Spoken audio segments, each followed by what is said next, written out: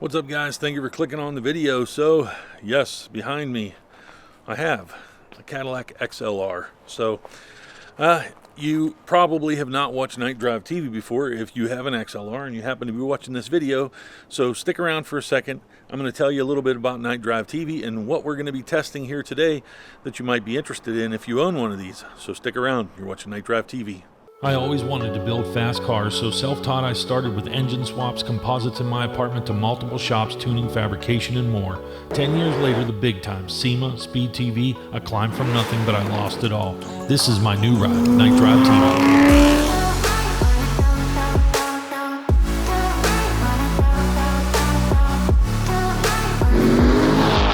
When failure is not an option, us car guys keep banging the gears of life. So guys, I hope you watched through that little intro there, but let me tell you a little bit about Night Drive TV specifically.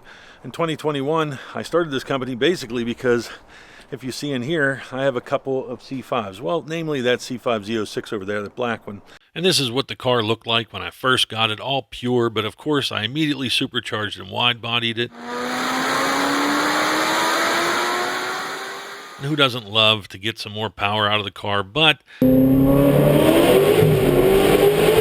then I started doing too much ripping, and eventually I needed more brakes and I wanted to change the color. So here we go, wrapping the car satin pearl white. I added some Corvette Z06 brakes, custom powder coated, some O'Connell sway bars, Fott coilovers, and then I started doing a custom wide body. Now this was the second revision of that wide body in clay, but I had to move, and suddenly I had to take everything back off and go back to where it was long before. The fact was, I loved this car this way on a square setup, so I started getting another shop in order, and I changed the steering wheel and started doing some mod.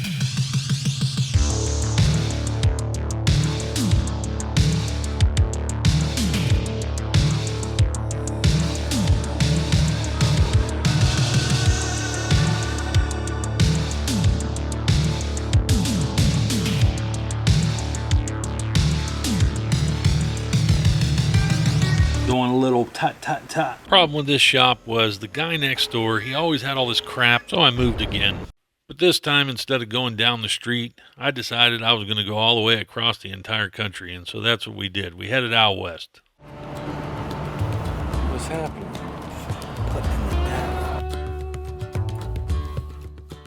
Once we got the car out west and unloaded the Penske, I flew back to Georgia and picked up Lace, and we left in our van with her C6. And that's when I really got into rebooting Night Drive TV. I actually deleted the first channel and started this one over again. And so that's what led to 2021. Lights are in it, and oh my God, it's ridiculous. In 2021, I finalized the release of the triplets Sleepy Eye headlight kit for the C5, and I've sold these in 26 countries.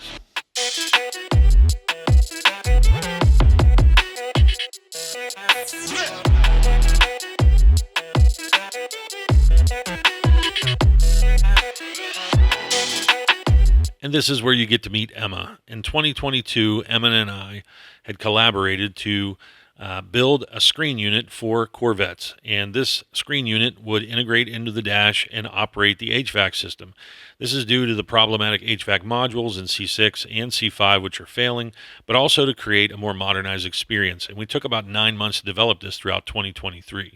So then in November of 2023 here, I had two Corvettes in my SEMA booth, and you can see the C6 here running Max ECU data on screen with navigation, things like that. And we debuted both the production unit in C6 as well as the prototype in C5. And that's the product that's going to be talked about here today in this video, which is the C6 MaxDin. And so let me show you that real quick. Guys, the one thing I want to tell you before we get to it is I need to get a comment from you guys. I need to hear from the XLR community if this is something you're interested in. I talk a bit at the end of this video that's going to make things very clear as to what we're facing to bring some products forward for XLR. So I really encourage you to watch this video, and if you're an XLR guy, make sure you watch the end and listen to what I have to say in the end. But that said, let's get to it. So guys, this is the C6 MaxDin unit here. And you can see it's a pretty tidy unit, but the unique thing about this is you can see it has air conditioning controls and heated seat controls, and you can see it says C6. And so We have a C6 here. This is Lace's car, my girlfriend, who you see on the channel here. She daily drove this car, commuted in it, did a lot in it. We have the windshield out because we were developing the Max-Dins in this car. And so we 3D scanned the dash. We did a lot of different things. And I'm doing basically a video and do some testing in this car. So let me tell you how this came to be with the XLR. So let's talk about the XLR situation. So I had a customer, well, he's actually not a customer. I had, I guess, a viewer, maybe somebody that just happened to be following KnightDriveTV, get a hold of me and said, hey, you know, I don't know if this will work or not, but I was wondering if maybe you think I could adapt one of your C6 Max-Dins into my XLR. And so if you own an XLR, you probably know that it has a lot of a relationship to a C6 Corvette. Obviously it has the Cadillac Northstar engine in it, but pretty much everything in that car is C6. Now, I do know for sure that somebody has put a C6 body control module into a Cadillac XLR, and it did run, but it had some issues. So it's not identical electronically. Now, let me be clear. Obviously, the C6 Max-Din, as it sits right now in terms of the trim and things like that, does not fit the XLR. But we took 9 months to develop this unit, and that's because of the complexity of the air conditioning system, of the electronics of the C6.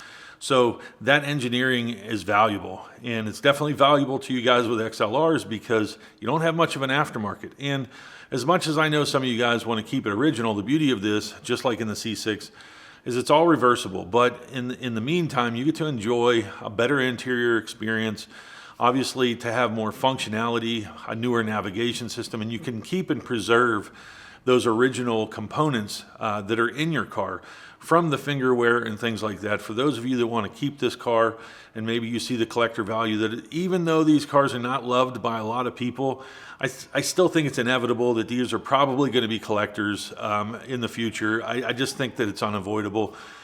So for that, matter, you can use the vehicle and you can enjoy it, but you could keep those components that are going to see a lot of wear and tear, and you can keep those set aside, put away. And so that's what I suggest to the same people with C6s. If your HVAC modules work right now, it's kind of better to put that aside because the price of those modules online in the used market are going up because they're failing and the buttons are getting rubbed off. It doesn't look good. That's what was the case in this car. So the idea here is what I would do is, if all our engineering that we did on the C6 works on the XLR, then it just comes down to making a unit specifically for the XLR to fit and look like it does in the C6 essentially. So that's what I'm testing now, and you're going to see in real time in this video if it works or not. So by the end of this video, you're going to find out if probably I'm going to be making this unit for the XLR or not. So let's jump into it. So this is the XLR I got. It came on some Foose wheels. It is not the best XLR, I can tell you right now. It's got some wear, it's got some paint chips, it's got some yellowed headlights, and it's got a lot of different things going on. It's not the best inside. It's got some suspension problems, but I got it cheap. And the reason I obviously got it cheap is because if this unit doesn't work in this car, sorry XLR guys, but I'm probably going to be out.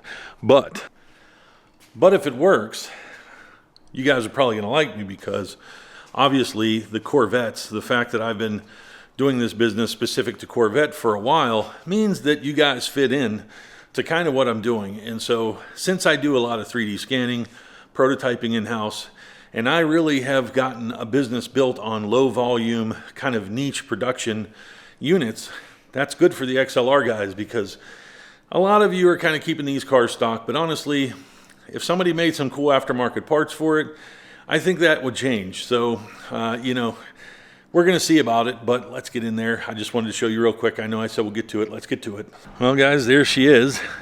Obviously, you get the buttons like a C6 has. You can kind of see the Corvette in it, but at the same time, you can't. The seats are just terrible. I will definitely be taking those out.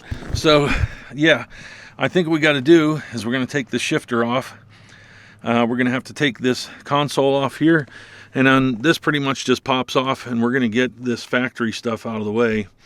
And if it works, then I'll get to 3D scanning this, and this will be very quick. Man, I will say, for the time frame that this was developed, man, this thing is, it's, you know, and no offense to anybody that loves these, the gauges look terrible. I mean, I cannot believe it looks much older than it is. And so I can tell you guys that I can give you some hope there too, if this works.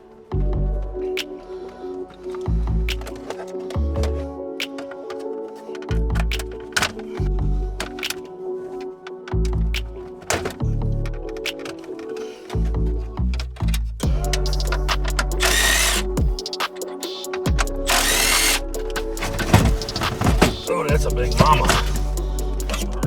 God, that thing has got to be, that's easily 10 pounds. That thing's heavy as hell. Okay, as you can see, the one thing we can talk about is we got a big old hole here. And the C6 is not that big. So, I mean, we have the vents here, but we could possibly do something bigger, 12-inch, if you guys would be interested in something a little bit bigger than the C6 unit. But let's not get ahead of ourselves, because we're going to have to see if this thing works. So, moment of truth, here we go. It's a fresh boot, so it's going to take a second. When it comes out of a deep sleep, it's 34 seconds. And when it shuts down for within 3 days, it's like instant boot. So, all right, so we don't see any HVAC lit up, but the car's off. So we're going to start the car here and see what happens.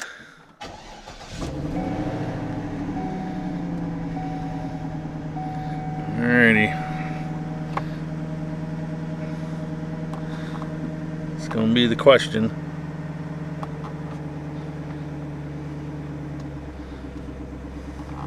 Oh man, she's blowing.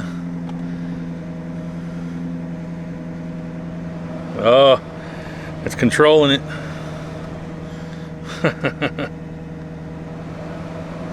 See if we kick on the compressor here. See if we get cold. Yep, we're getting there. It works, guys. Our C6 control here is definitely working. Let me switch vents here. Yep, you hear them going to the floor. Yep, I just see dust blowing out of there. Oh yeah, we got air right here. Oh yeah, she's working. We're controlling the air. That is sweet. Okay, let's go to Max AC. Yep, we're up there. Nice. So the only thing that I noticed we have an issue with is your main radio plug. It's wider than the plug for the radio. But I have somebody calling me. I got to take a customer call here. All right, guys. So here's the deal. So we kind of come to the point of the video to where we have to talk. So it appears that you have some options, maybe. And so the most difficult part of this was the HVAC, and we got across that hurdle. The main input plug for the back of the radio is going to have to be adapted. My Corvette one does not work. So the Corvette is not plug and play in here, but the radio side of things is a lot easier. So we have diagrams for that. That's easy to adapt and make just a different harness, a different one of these. We can do that. That's not a big deal. The hard part is the HVAC board, plugging everything in, and we've got full functionality. I'm verifying it right now. So, a couple things that I will tell you is, and this is the most important part of this whole video. So in the C6 community, when we made this, it was a tremendous investment up front, and we really felt like something was needed to, upgrade. Some of these cars are still $40,000, $50,000, $60,000, the R1s. And we realized that, look, some people have this anti-screen feeling out there. I don't want to screen and everything, but inevitably, when you're driving around a car that, you know, you still has a bit of value, you know, like I said before, preserving some of the stock components for that long-term value has a benefit, but also, you know, changing your user experience and making the car feel a little bit more updated, that's got a lot of value to people as well. And the issue I faced in C6 community was not every product is for everyone. Okay, so chrome wheels aren't for everybody, black wheels aren't for anybody, you know, not for anybody, for everybody. Same with a loud exhaust. You know, we have a variety of product options for a reason. It's fine if you don't like it, but the loud vocalization of hate in the C6 community, I think really, some people are followers, guys, and when they see the internet hating on something, they kind of like their own opinion. Maybe their initial reaction is, hey, I love that, but when they see everybody say they hate it, they won't get it. And so that really affects a lot of people that could have had a product that won't end up with a product that they really did want. And so in this case, you know, it's one thing to have, you know, opinions on Lamborghini doors, you know, and stuff like that. That's kind of an extreme niche thing. But this is, look, this is a very well-packaged unit that really integrates with your phone, gives you a lot of options. You know, I mean, there's a lot of positivity to this. It comes with a cost, and I get that, but in the XLR, I really think this product has a place, but there's not many of you, so I really need to hear from people. I need you to really let me know that this is something that you would want, because I'm the only one that has this, and so this is exclusive to me only. Nobody else is going to have this. There's not going to be a copy. This is the way it is, and so this product can happen for the XLR community if I believe that it's worth doing. And you know, the fact is we will have to make molds. You know, this is not plug and play. We're going to have to make some type of console integration. There's going to have to be a harness made, but other than that, the good thing is the investment is not too large. That doesn't replace the fact that these components are expensive. These screens are expensive to make. They're expensive to build. They're very powerful. They have an 8-core processor. They have 8 gigabytes of RAM. They're built for the long haul. They have a lot of support built in. So people say, oh, you know, I see screens, you know, double DINs for $300. Well, that's fine, but it has nowhere near the power of this. It has nowhere near the support of this. You're dealing with me. You're dealing with someone in the United States that backs the unit, that you have a direct connection with in the community. I own an XLR, and obviously I'm going to do things for this XLR. This kind of is a kickoff in the XLR community for Night Drive TV, because if you guys are into this, I'm going to keep this car, and I do have carbon fiber parts coming for C5s and C6s. I do have things coming for Corvettes that, honestly, I could do a lot for this car. And so let me hear you guys. I mean, that's what I need to know. I need to know if you're into this, and I need to know it loud and clear. If there's a lot of negativity, I'm not going to do it. So I'm excited. I want to see it in this car. The good part is I'm going to get one. So I'm going to make a prototype, and I'm going to have one whether everybody has one or not. So I don't want to say it doesn't matter, because it does matter. I think you guys, the XLR needs an aftermarket, and I think these cars, in terms of the value and the fact that there's only, you know, 14 or 15,000 units ever made, I know some of you guys wouldn't want to see maybe a younger crowd or somebody come in and build these cars, but that really improves the value for you guys that preserve these and keep them low mile and keep them put away. You kind of want to deplete the availability, and so if people come in and wide body these and manual transmission swap them and kind of do things to them, that's kind of good for you. So you know, just supporting this idea and this product, we could start a real movement here and a real thing with the XLR, because I look at the car and I love it. I want to do body. I want to wide body it. I want to do some crazy stuff to it. I want to make a track car out of it, to be honest with you. So you know, but I'm going to have the screen in here because I want data on the screen. You know, I want to integrate things. So that's it, guys. Tell me what you think. That's the video. I'm excited. The HVAC works. The hard part's out of the way. I just need to know what you guys want to do. I'll catch you on the next one.